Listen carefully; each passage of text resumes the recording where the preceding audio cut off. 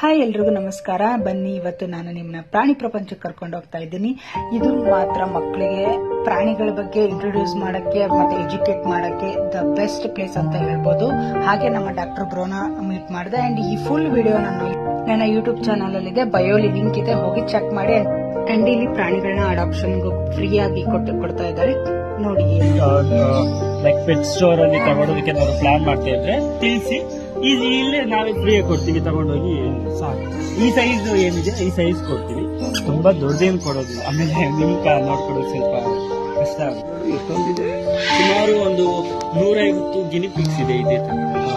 ಇಲ್ಲಿ ಎಷ್ಟಿದೆಯೋ ಅಷ್ಟೇ ಇನ್ನ ಒಂದು ರೂಮ್ ಇದೆ, ಆ ರೂಮ್ ಅಲ್ಲಿ ಇದೆ. ಅದಕ್ಕೆ ನಾವು ಅಡಾಪ್ಷನ್ ಮಾಡಿದ್ದೀವಿ.